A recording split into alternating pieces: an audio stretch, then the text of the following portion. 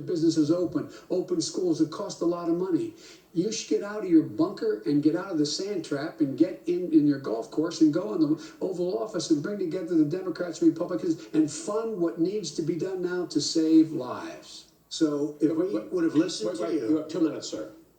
If we would have listened to you, the country would have been left wide open. Millions of people would have died, not 200,000, and one person is too much. It's China's fault. It should have never happened. They stopped it from going in, but it was China's fault. And by the way, when you talk about numbers, you don't know how many people died in China.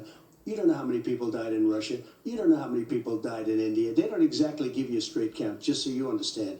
But if you look at what we've done, I closed it, and you said he's xenophobic. He's a racist, and he's xenophobic because you didn't think I should have closed our country. Wait a minute. It says 2 minutes. You didn't think we should have closed our country because you thought it was terrible. You wouldn't have closed it for another 2 months.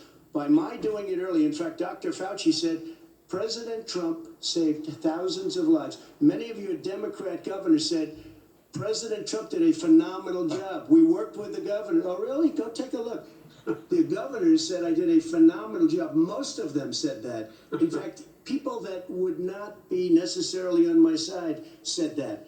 President Trump did a phenomenal job. We did. We got the gowns. We got the masks. We made the ventilators. You wouldn't have made ventilators. And now we're weeks away from a vaccine. We're doing therapeutics already. Fewer people are dying when they get sick. Far fewer people are dying. We've done a great job. The only thing I haven't done a good job, and that's because of the fake news. No matter what you say to them, they give you bad press on it. It's just fake news. They give you good press. They give me bad press because that's the way it is, unfortunately. But let me just tell you something. I don't care. I've gotten used to it.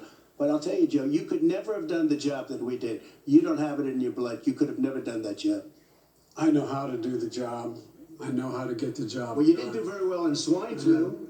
H1N1, you were a disaster. Your own chief of staff said you were a disaster. 14,000 people died, not 200,000. There was no economic recession. Sir, you made a There was no recession. You made a point. Let him answer. And there was we didn't shut down the economy.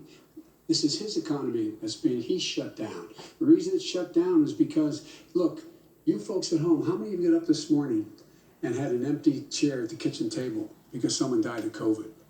How many of you were in a situation where you lost your mom or dad and you couldn't even speak to them? You had a nurse holding a phone up so you could, in fact, say goodbye. You would have lost far more people. Far more people. And you would have been. And by the way, his own CDC director says we could lose as many as another 200,000 people between now and the end of the year. And he held up. He said, if we just wear a mask, we can save half those numbers. Just a mask. And by the way, in terms of the whole notion of a vaccine, we're for a vaccine, but I don't trust him at all, nor do you. I know you don't. What we trust is a scientist. You don't trust Johnson, Pfizer? And by the way, gentlemen, let me move on to questions about the future, because you both have touched on two of the questions I'm going to ask. Focusing on the future first, President Trump, you